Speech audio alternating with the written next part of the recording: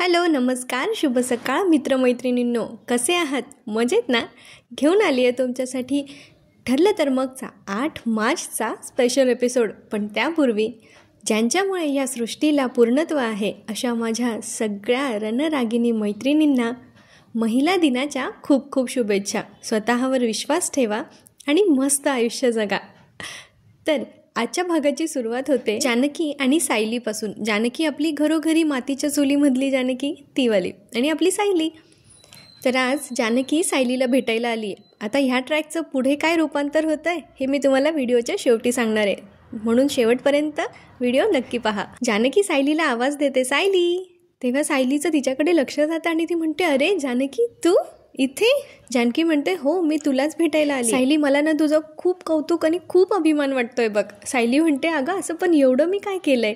तर जानकी म्हणते, अगं तू अर्जुन भाऊजींपासून कितीतरी दिवस लांब राहिलीस, त्यांचा साधा चेहराही नाही पाहिलास ग, पण तरी तू स्ट्रॉंग राहिलीस, हरली नाहीस, खचली नाहीस आणि पुन्हा त्यांच्याशी लग्न करण्याचा निर्धार केलास आणि तो पारही पाडलास. तर सायली म्हणते, अगं कौतुक तर मला तुझं करावं असं वाटतं. किती अभिमानाची गोष्ट आहे. तुझ्या घरात तुझा किती अपमान झाला होता, पण तरीही तू तुझ्या गुणांनी तुझं स्थान परत मिळवलं आणि आता तर तुमचा छानपैकी गृहप्रवेशही झाला आहे ना, तोही अगदी मानाने. जानकी म्हणते, पण आपल्या दोघींच्याही बाबतीत एक गोष्ट मात्र खरी आहे की आपल्या दोघींच्या बाबतीत विजय मात्र सत्याचाच झाला आहे. तर सायली म्हणते की आपल्या माणसांची साथ असेल ना तर सगळं काही शक्य असतं बघ. आता माझंच बघ ना, माझ्या लग्नात तुझ्यासारख्या कितीतरी मैत्रिणींनी माझी मदत केली. त्यावर जानकी म्हणते की आपण बायकांनी ठरवलं ना तर सगळं काही करू शकतो बघ. स्त्रीमध्ये एक वेगळी शक्ती असते आणि सगळ्यात मोठी शक्ती तर आपल्या पाठीशी आहे, आपली देवी आई. असं म्हणून जानकी सायलीच्या हातावर दुर्गा देवीची मूर्ती ठेवते. सायली म्हणते, अगं हिच्याच आशीर्वादाने तर मला माझं सासर परत मिळालं आहे. मग जानकी म्हणते की आणि आता देवी आईच्याच आशीर्वादाने तुला तुझ्या माणसांचं मनही पुन्हा जिंकता येईल बघ. मधुभाऊ पण निर्दोष सुटतील आणि ह्या कोर्टाची पायरी तुला पुन्हा चढावी लागणार नाही. सायली, देवी आई तुला आशेचा किरण दाखवेल. असं म्हणून जानकी सायलीला भरभरून शुभेच्छा देते. आता त्या दोघींचा सीन संपतो आणि पुन्हा आपला कोर्टाचा सीन सुरू होतो. आता इकडे जज आले आहेत आणि 15 मिनिटांचा ब्रेक होता त्यांचा काल, तोही संपला आहे. तर सगळे लोक पुन्हा कोर्टात हजर झालेत. आता सुरुवातीला रविराज प्रियाशी बोलत असतात की अर्जुन जे बोलतोय ना त्यात नक्कीच तथ्य असेल, नाहीतर ॲडव्होकेट पवारांनी त्याच्यावर उलट तपासणी घेतली असती. आता ते शुअर आहेत की अर्जुन खरं बोलतोय, पण मग प्रिया आणि नागराजचा चेहरा मात्र इथे पडलाय. आता अर्जुनने कोर्टाला विनंती केली आहे की साक्षी शिकरेला पुन्हा एकदा आरोपीच्या पिंजऱ्यात त्याने उभं केलं आणि साक्षी विटनेस बॉक्समध्ये आल्या आल्या खोटारडेपणा सुरू करते आणि फुल कॉन्फिडन्समध्ये बोलते ना, माझा भाऊ खरा होता, हे सगळे कागदपत्र खरे, त्याचा मृत्यू खरा होता. आणि अर्जुनला म्हणते, तुम्ही खोटारडेपणा करून माझ्या भावनांशी खेळण्याचा प्रयत्न करत आहात. तुम्ही हा विचार नाही करत आहात की माझ्या भावाला अग्नी देताना माझी काय अवस्था झाली असेल. अर्जुन पण तिला एकदम असा स्टेअर लुक देतो. आता इकडे सायली कुसुमताईंना सांगत असते, कुसुमताई ती किती घाबरली आहे बघ, तिच्या चेहऱ्यावर स्पष्टपणे दिसतंय. कुसुमताईंनाही हसायला येतं. तिला कळलंय आता की तिचा खोटेपणा आता संपणार आहे. मग आता कुसुमताई म्हणतात, म्हणजे आता तिला लगेच शिक्षा सुनावतील? सायली म्हणते, नाही ग, पण बघत राहा पुढे. अर्जुन पुन्हा एकदा शेवटचं साक्षीला विचारतो, मिस साक्षी, मी पुन्हा एकदा क्लेम करतो, हे सगळे डॉक्युमेंट्स खरेत, हे सगळे कागदपत्र खरेत? तर साक्षी म्हणते, हो. एकदम चिडून बोलते ती, हो हे सगळे डॉक्युमेंट्स खरेत, त्यावरची इन्फॉर्मेशन पण खरी आहे. आता कृपा करा आणि मला इथून जाऊ द्या. तर अर्जुन तिला आता कॉन्फिडन्समध्ये सांगत असतो, 10 मिनटं, फक्त 10 मिनटं, मग तुम्हाला इथून जिथे जायचं आहे ना तिथे मी पोचवेल तुम्हाला. आणि त्याचा हा कॉन्फिडन्स बघून साक्षीची मात्र आता पायाखालची जमीन सरकली आहे. अर्जुन म्हणतो की एक छोटंसं कन्फ्युजन आहे मिलॉर्ड. काय ना, ते आधार कार्डवरचा फोटो जो आहे ना तो एकदम छोटा आहे, तर नीट क्लिअर दिसत नाही आहे. तर मग साक्षी म्हणते, तुमच्याचकडे आहे ना ते पेपर्स, मग तुम्ही नीट बघा. मग आता अर्जुन चैतन्याला आवाज देतो, चैतन्य कोर्टरूमच्या बाहेर जातो आणि तिकडून एक भला मोठा कॅनव्हासचा बोर्ड घेऊन येतो आणि त्याच्यावर छानपैकी असा लाल कपडा टाकलेला असतो. सगळे तिकडे बघत असतात, काय आणलं यांनी याच्यामध्ये झाकून. आता चैतन्य तो बोर्ड तिथे ठेवतो, मधुभाऊंच्या आरोपीच्या पिंजऱ्याकडे तो बोर्ड तिथे ठेवतो. महिपत पण असा तिरका डोळा करून बघत असतो, त्याला दिसत नसतं तर काय आणलं आहे या बाबाने आता म्हणून. आणि अर्जुन त्याच्यावरचा कपडा काढतो, त्याच्यावर भल्ला मोठा अथर्व विचारेचा फोटो असतो, ज्याला साक्षात समोर बघून भूत पाहिल्यासारखं साक्षीचे एक्सप्रेशन असतात. आता अर्जुन त्या स्टँडवरून तो फोटो काढतो आणि असा गोल फिरून कोर्टात अगदी सगळ्यांना दाखवतो तो फोटो आणि पुन्हा जाऊन त्याच्या जागेवर त्याला ठेवून देतो आणि साक्षीला परत एकदा विचारतो, मिस साक्षी शिकरे हा कोण आहे? तर साक्षी म्हणते, माझ्या जखमीवर मीठ चोळायचं आहे का तुम्हाला? हो, हा माझा भाऊ अथर्व विचारेच आहे. अर्जुन तिला परत परत सांगत असतो, हे बघा तुम्ही घाई करू नका, तुम्ही नीट बघा फोटोकडे आणि मग परत एकदा सांगा. अर्जुन म्हणतो, तुम्ही एकदा नीट बघा आणि परत एकदा खात्री करा की सिटी हॉस्पिटलमध्ये मेलेला तुमचा भाऊ. तेव्हा साक्षी म्हणते, हो हो हो, हाच आहे माझा मेलेला सावत्र भाऊ अथर्व विचारे. तिची ही ॲक्टिंग बघून चैतन्य मात्र डोक्याला हात मारून घेतोय. पुढे साक्षी म्हणते, बघा ना हो, किती भोळा चेहरा आहे. ते बघ, डोळे बघा, डोळे सारखेच आहे अगदी. हनुवटी तर बघा, बाई मला नाही सहन होते, माझा भाऊ अथर्व विचारे, मला नाही सहन होते अथर्व, अशी ॲक्टिंग करत असते. तिची ही ॲक्टिंग बघून चैतन्याचे एक्सप्रेशन असे असतात जसे, कर ले बेटा तू जितनी ॲक्टिंग करली आहे, बाद में तो तुझे पता चली जाएगा. पण आईलीला अजून माहिती नाही आहे ना की अथर्व विचारे सापडलाय म्हणून. ती बिचारी वेगळ्याच काळजीत आहे की यांनी अथर्वचा फोटो का आणला असेल, यांना अथर्व दादा सापडले नसतील का, की सापडले असतील पण त्यांनी सोबत यायला नकार दिला असेल. या सगळ्या विचारात सायली जरा चिंतेत असते. मध्येच जरा महिपतची पण ॲक्टिंग बघायला मिळते. तो म्हणतो, साक्षी पोरी रडू नको ग, रडू नको तू, ए पवार कर ना काहीतरी, कसली फी घेतो तू. जय साहेब त्यांना म्हणतात, शांत बसा, शांत बसा सगळ्यांनी. पण महिपत मनातल्या मनात म्हणत असतो, कसा शांत राहू, साक्षीपेक्षा वरचढ ॲक्टिंग करावी लागेल मला आता. पण कुणाचीही कुठलीही ॲक्टिंग आता फळाला येणार नाहीये, कारण साक्षात अथर्व विचारे आता कोर्टात हजर झालाय. त्यांनी आणतानाच इतका सस्पेन्स ठेवलाय ना की एकदम टोपी, मास्क, जॅकेट, आपल्याला पण आधी वाटत नाही की हा अथर्व विचारेच असेल असं. पण त्यांनी एकदम स्लो मोशनमध्ये आधी अथर्वचा पाय, मग हळूच त्याचे केस, त्याचा मास्क असलेला चेहरा, टोपी असलेले केस, चेहऱ्यावरचा गॉगल, हे सगळं असं स्लो मोशनमध्ये एकदम दाखवलं आहे. सगळे त्यांच्याकडे, अथर्व विचारेकडे एकदम आश्चर्याने बघत असतात की असा कुठला साक्षीदार नवीन अर्जुनने आणला आहे. त्याच्या आधी अर्जुन आता साक्षीला सांगत असतो की तुम्ही फार टेन्शनमध्ये आहात ना, तर तुमचं हे टेन्शन, तुमचा मूड चेंज करण्याचं मी एक काम करतो. माझ्याकडे एक असं साक्षीदार आहे की ज्याच्यामुळे तुमच्या चेहऱ्यावर ना स्माईल येणार आहे, आनंद येणार आहे, तुम्हाला त्याला व्यक्तीला बघून खूप आनंद होणार आहे. आणि मग हळूहळू अथर्व अर्जुनच्या जवळ येऊन उभा राहतो. आणि आता अर्जुन घोषणा करतो की मिलॉर्ड, आता जो कोर्टात उभा आहे तो प्रत्यक्ष अथर्व विचारे. आत्ता महिपत, साक्षी, प्रिया, नागराज सगळ्यांचेच चेहरे पडले आणि सगळ्यांच्याच पायाखालची जमीन सरकली. आता त्यांना कळलंय ही केस आपल्या हातातून गेली. आता ते त्यांच्याच ट्रॅपमध्ये पुरते अडकलेत. अथर्व आता हळूहळू त्याचा एक एक चेहरा जो झाकलेला होता ते हळूहळू आता त्याने दाखवायला सुरुवात केलेली होती. आणि संपूर्ण मास्क, टोपी, गॉगल वगैरे काढून झाल्यानंतर जेव्हा अथर्वचा चेहरा डोळ्यासमोर येतो त्यावेळेला साक्षीला खरंच कोमात जाण्याची वेळ येते. खुद्द महिपतला पण माहिती नसतं की अथर्व विचारे खरा कसा दिसत असेल. त्यांनी फक्त फोटो बघितलेला असतो. त्याच्यामुळे महिपत त्या फोटोकडे आणि अथर्वकडे एकदम असं आश्चर्याने बघत असतो, हे दोघं व्यक्ती खरंच सेम आहेत का म्हणून.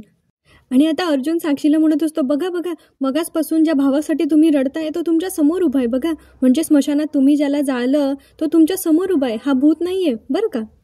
तेव्हा साक्षी म्हणत असते, नाही नाही, हे शक्य नाही आहे, हा अथर्व नाही आहे हा. तेव्हा अर्जुन म्हणतो, नाही आहे, बघा ना, आताच तर तुम्ही म्हणत होतात ना हनुवटी काय ते, हनुवटीची ठेवण, डोळे तर एकदम तुमच्यासारखेच आहेत बघा. आणि चेहरा एकदम मिळता जुळता आहे ना तुमच्यासारखाच, एकदम सेम टू सेम. पण आता साक्षी काय ऐकून घ्यायला तयार नसते. ती म्हणते, नाही नाही, हा माझा भाऊ नाही आहे. तर मग अर्जुन म्हणतो, अहो तुम्ही आत्ताच कबूल केलं ना की हा फोटोमधला व्यक्ती तुमचा भाऊ आहे म्हणून. मग आता साक्षात जेव्हा तो तुमच्या समोर तेव्हा तुम्ही नाही म्हणताय हा तुमचा भाऊ नाही आहे म्हणून, हा अथर्व विचारे नाही आहे म्हणून. साक्षीचा घाबरलेला चेहरा आता तिचं सगळं खोटं बाहेर आणतोय, पण तरीही ते लपवण्याचा प्रयत्न करते आणि म्हणते की हा कोणीतरी वेगळाच माणूस आहे. आता जज साहेब, आजकाल कसं आहे ना की कॉस्मेटिक सर्जरीने पण वेगवेगळे चेहरे बनवता येतात. हा माझा भाऊ असणारच नाही, असूच शकत नाही. आणि आता अर्जुन तिला सांगतो, ओ जाऊन बसा, तुम्ही जाऊन बसा. आणि साक्षीला जायला सांगतो आणि कोर्टाकडे परमिशन मागतो की युअर ऑनर, मला आता अथर्व विचारेंना विटनेस बॉक्समध्ये येण्याची मी परवानगी मागतो. आणि त्यांची परमिशन ग्रँटेड होते. आता अथर्व आल्यानंतर अर्जुन त्याला विचारतो की आपलं नाव, तर तो सांगतो की मी अथर्व विचारे. तेव्हा आता अर्जुन त्यांना विचारतो की मला सांगा मिस्टर अथर्व विचारे, तुम्ही कधी तुमच्या चेहऱ्याची कॉस्मेटिक सर्जरी केली आहे का. तो म्हणतो, नाही, कधीच नाही, हा माझा खरा चेहरा आहे. तर अर्जुन म्हणतो की आपल्याला शंका असेल कोणाला तर आपण कॉस्मेटिक सर्जनला बोलवून व्हेरीफाय करून घेऊ शकतो. आता साक्षीला बोलायला काहीच नाही आहे, तिचा फक्त चेहराच सांगतोय तिला काय वाटतंय ते. आता अर्जुन सगळे पेपर्स त्याला दाखवतो आणि म्हणतो की मला सांगा, हे सगळे डॉक्युमेंट्स तुमचे आहेत का. ते सगळे डॉक्युमेंट्स अथर्व विचारे एकदा परत नजरेखालून घालतो आणि म्हणतो की हे बघा, यावरचा फोटो माझा आहे पण ॲड्रेस माझा नाही आहे आणि याच्यातला हा एक डिजिट वेगळा आहे. त्यानंतर अर्जुन त्याला विचारतो की मला सांगा, ती मुलगी जी तिथे मागे बसली आहे तिला तुम्ही ओळखता? तेव्हा तिच्याकडे बघून म्हणजे साक्षीकडे बघून अथर्व म्हणतो, नाही, मी हिला कधीच भेटलो नाही, मी हिला कधीच पाहिलं नाही, मी नाही ओळखत. पण अर्जुन म्हणतो, नाही अहो, पण ती म्हणते की ती तुमची सावत्र बहीण आहे. त्यावर अथर्व म्हणतो, अहो मी एकुलता एक मुलगा आहे. 2 वर्षापूर्वी एका ॲक्सिडेंटमध्ये माझे आई आणि वडील दोघं गेले आणि आमच्या फॅमिलीमध्ये असलं काही स्कॅन्डल पण नाही आहे. आता त्याच्याकडून खरं जाणून घेतल्यानंतर अर्जुन अथर्व विचारेला जाऊन बसायला सांगतो आणि कोर्टाकडे परत परवानगी मागतो की साक्षी शिकरेला आता मला परत एकदा विटनेस बॉक्समध्ये बोलवण्याची परवानगी द्यावी. आता साक्षीला खरंच तिच्या पाय लटपट करत असणार आहे, कारण आता तिला अर्जुन काय विचारणार आहे आणि ह्या सगळ्याची ती कशी उत्तरं देणार आहे तिला नाही कळत आहे.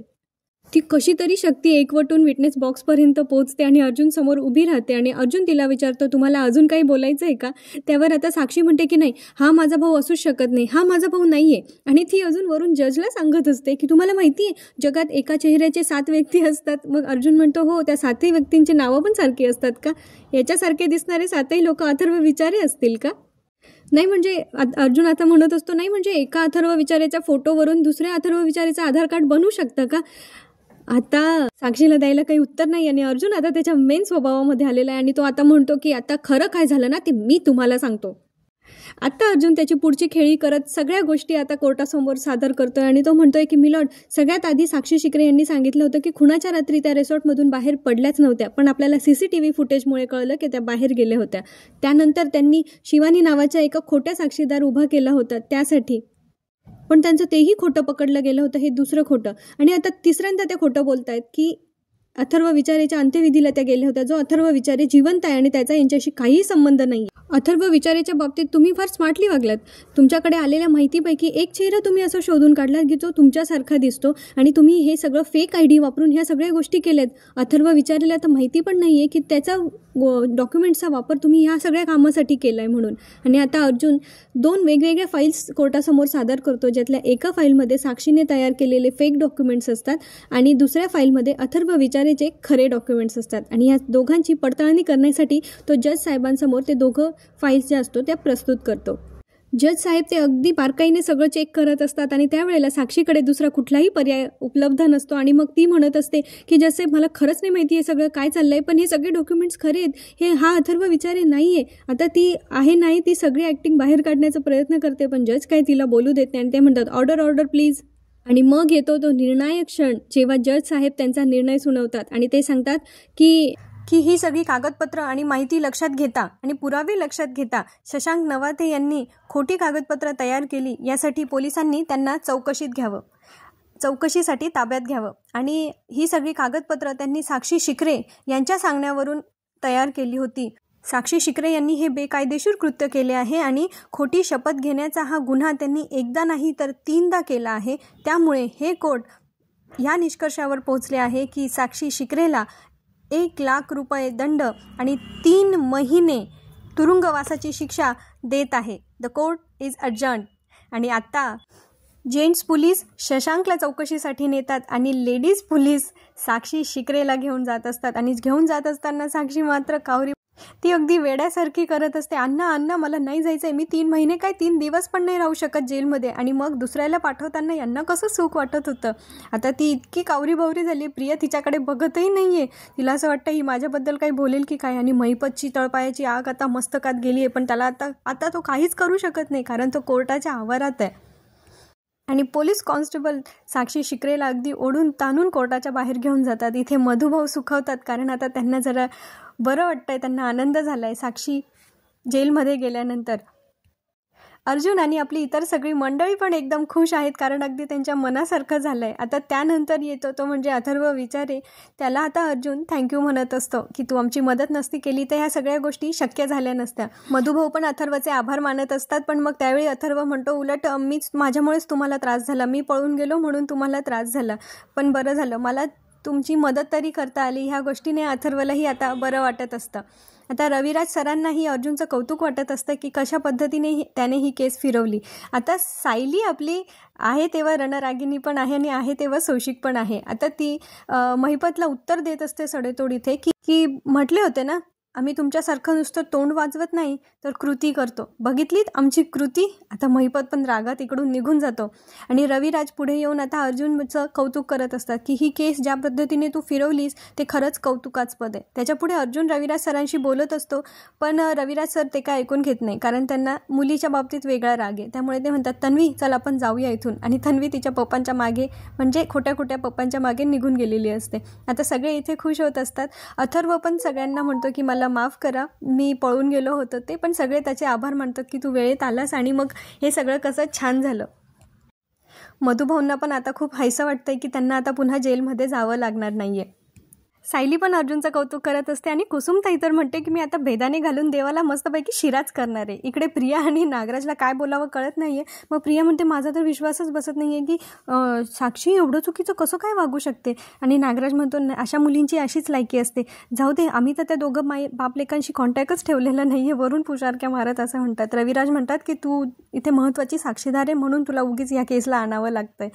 आणि मग चल आता आपण इथून जाऊया, याबद्दल जास्त विचार करू नको असं म्हणून रविराज आता प्रियाला घेऊन गेलेले असतात. इकडे महिपतचा तिळपापड झाला आहे, आता जास्तच संतापला आहे तो एकदम. त्याने दारूची बाटली वगैरे फोडली आणि मग म्हणतो ह्या महिपत शिकरेच्या पोरीला अटक करण्याची, जेलमध्ये पाठवण्याची त्याची हिंमत कशी झाली, मी त्या मधुकर पाटलाला सोडणार नाही.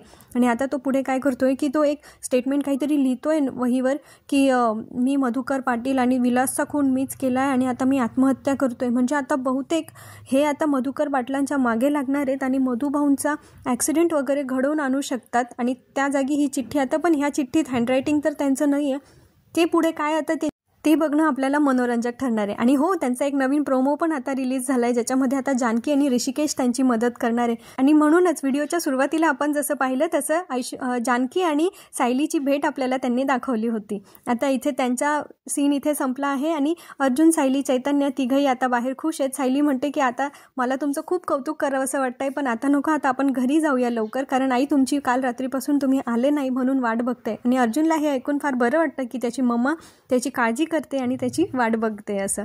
आणि इथेच त्यांनी आजचा भाग संपवलाय. आता भेटूया आपण पण पुढच्या भागामध्ये. तोपर्यंत व्हिडिओ आवडला असेल तर व्हिडिओला लाईक, शेअर, चॅनलला सबस्क्राईब करा. पुन्हा भेटूया. तोपर्यंत हसत राहा, खुश राहा, आपली आणि आपल्या प्रियजनांची काळजी घेत राहा. धन्यवाद. पुन्हा भेटूया.